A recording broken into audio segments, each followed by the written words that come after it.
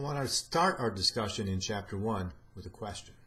And my question is this. I'm holding in my hand a simple number 2 pencil, right? Typical number 2 pencil that you'd see every day. And my question for you is, how many people does it take to make a number 2 pencil?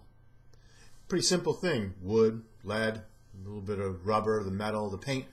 But when we start to think about it, even something as simple as a number 2 pencil is incredibly complex. For example, think about the wood for a minute, right?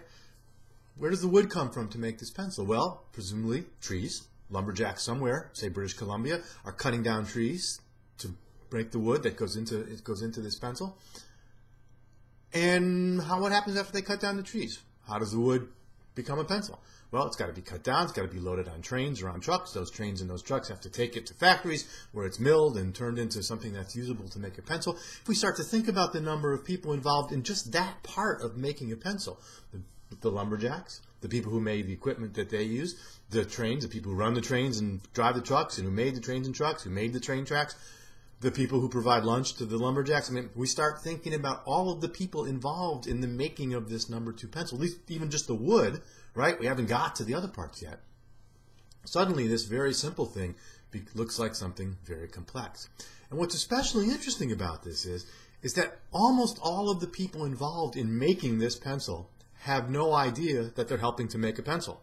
It's not like those lumberjacks are cutting down trees thinking to themselves, well, we better make sure we cut down these trees the right way and the wood's good because it's going to end up in a number 2 pencil that some economist is going to use to make a point in the first day class of his econ class. Nobody thinks about that. They have no idea where that wood's going to go. And that's a good thing, right? All that those people are doing who are involved in that production are trying to feed themselves, feed their families, their loved ones, do work that is meaningful to them, but as part of that work, as part of what they do, they contribute, perhaps unintentionally, to the making of things like number 2 pencils. And when we start to think about the incredibly complex things that comprise our economy, much more so than number 2 pencils, what we begin to see is how much of the things around us are made without any designer, without any one person sort of standing over it, knowing exactly how it's all done. We manage to coordinate among ourselves in a variety of ways, from the bottom up, as it were, in ways that are magical, that we often don't appreciate. And so, thinking about the pencil example, and if you, when you're done watching this, you should click on the iPencil movie in the supplementary videos and sort of see this argument fully fleshed out. But the important thing here is that order, number 2 pencil, occurs without a designer. No one knows how to make this. Yet we manage to coordinate among ourselves in ways that enable us to create that. So keep that pencil idea in mind as we work our way through the material this semester. What I want to do now for a moment is sort of talk about what economics isn't and what economics is. What economics isn't is the study of money and why it's good. That's what how Woody Allen described economics. Yeah, we're going to talk about businesses and prices and competition and inflation and unemployment, but that's really not the essence of economics. The essence of economics is that economics is the study of human action and its consequences, both its intended consequences and its unintended consequences. In particular, what we're interested in is the latter. We're interested in the unintended consequences of human action. What economists are particularly good at is understanding both the beneficial unintended consequences of the choices we make. You can think about the pencil example and how our choices to become a lumberjack has the beneficial unintended consequence of making pencils, but also the problematic, the negative unintended consequences that can come when we interfere with the work that people are doing. So we'll talk about that, and the negative unintended consequences in particular are the result often of public policy, where people are trying to improve upon what's happening in the economy, but end up causing trouble instead. So as one example of that, right? A few years ago, there was a proposal to mandate that children under the age of 2 who were flying sit in car seats. As you may or may not know, most airlines today for children under the age of 2 will allow them to fly for free if they sit in their parents' lap. And the concern at the time was that these kids were not strapped in, and if there was turbulence or an accident or something, the kid would become a missile and fly around the cabin. So we should really have kids in car seats on airplanes, even if they were under 2. There were objections to this idea, economists included, and one of the objections that was raised by economists was that passing this law would actually kill more children than it would save, more little kids than it would save. So why would economists think that? Well, here's where we start to think about the economic way of thinking. We have to ask the question, if we pass that law, how does that change people's behavior? How does that change the incentives they face? And the simple answer here is, suddenly, if you have to put your kid in a car seat, you got to have a seat on that airplane. And the airlines are not likely to allow kids to fly for free if they're taking up a seat. There's a cost there, right? An adult could be using that seat. So odds are that airlines would start to charge to fly kids under the age of 2. If you have to pay to fly with your kid under the age of 2, it might get to the point where it's too expensive to fly, and instead you might choose to drive. So why is that a problem? Well, of course, driving is way more dangerous than flying, right? And so the more passing a law like that, if to the degree it changes the incentives, encourages people to drive instead of fly, it's going to kill more people, including more kids. As the saying goes, the most dangerous part of flying is driving to the airport.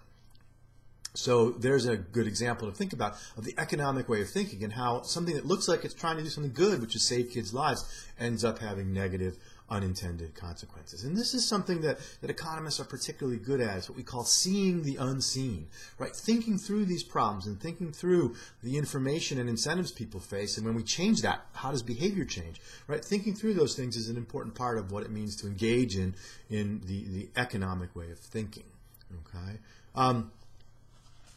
And we can see a little bit more of this when we start to realize that what economics is really about is studying how it is that people coordinate, how it is that economies work. We certainly want to talk about when economies fail, but before we talk about how economies can go wrong, we have to understand how they work right. You can think about, before you diagnose a disease, you have to understand how the human body works correctly.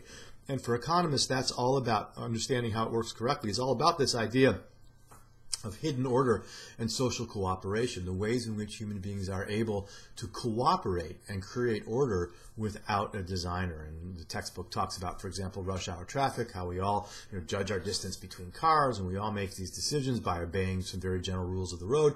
All of us get to where we want to go without, for the most part, getting into accidents. And this idea that human beings could, if left to themselves, sort of live cooperatively and harmoniously and coordinate their behavior was pretty unique when economists first started thinking about it. Most thinkers in human history had assumed that life was about conflict, it was what we would now call a zero-sum game. If you win, that means someone else loses. The idea that people could cooperate and collaborate and have positive sum games that we can both gain from our interactions is really comes about when economics comes about. And one of the people who's responsible for that, of course, is Adam Smith. It was Adam Smith who really began to see this idea of undesigned order. In his phrase, people were led by an invisible hand to promote an end that was none of their intention. That is, that they would lead to positive consequences that no one intended. You can again think about the pencil story here. So what exactly do we mean when we talk about the economic way of thinking, right? And the textbook has a nice definition of that, and a sort of a definition of economics, and it goes the following. All social phenomena emerge from the actions and interactions of individuals who are choosing in response to expected additional benefits and costs to themselves. Now, that's a long sentence, and it's in the textbook. I believe it's in PowerPoint as well.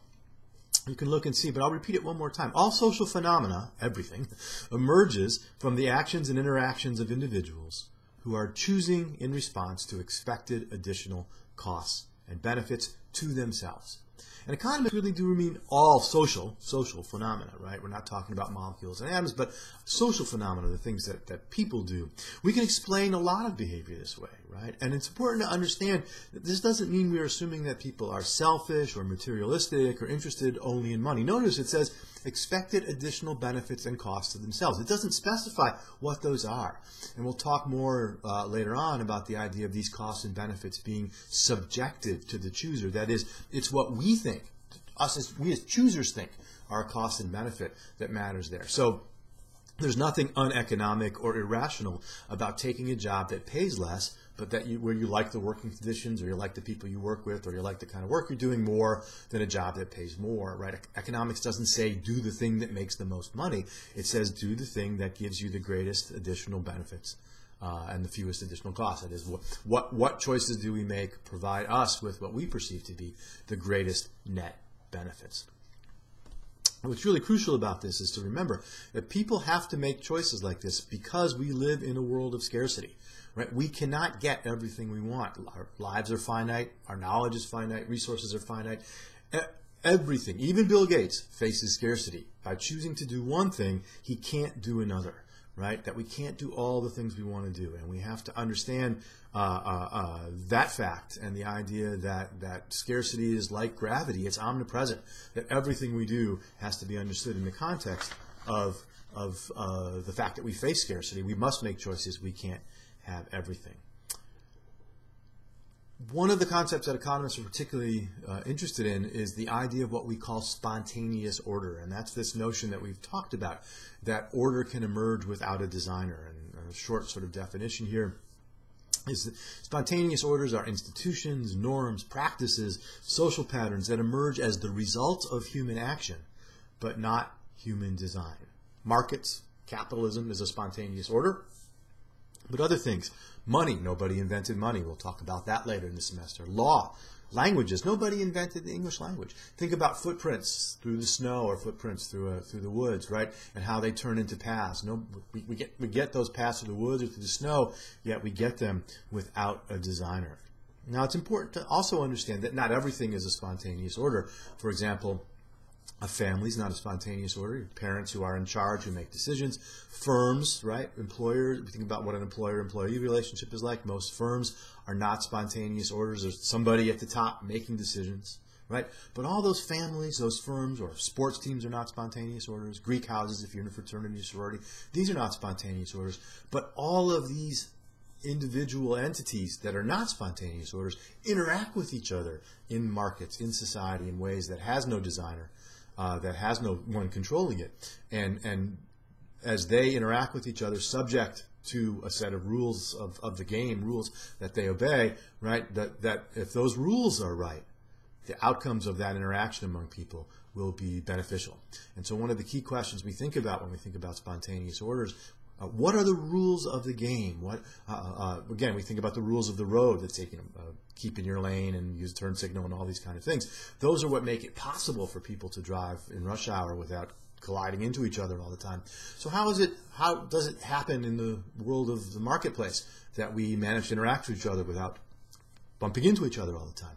Well, that's where things like the rules of property, the rules of exchange, the rules of contract, those rules of the game matter. And again, there's another short video that you can watch that talks a little bit more about that idea of rules of the game. And you can really think about it as a game, right? You can think about the market economy as a kind of game that we play where people interact.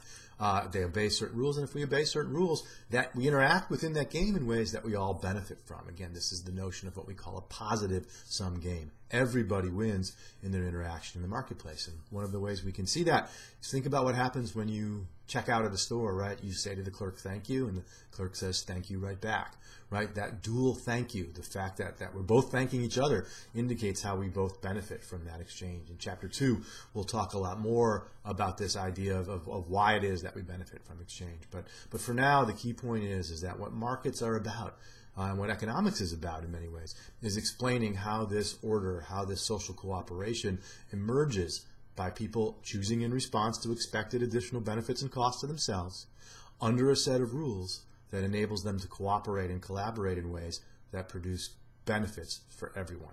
And so as we work our way through this course and through the chapters in the textbook, that theme of how is it that people who don't know each other can cooperate and collaborate by playing what amounts to a game according to a good set of rules, how they can produce that social cooperation and coordination without a designer.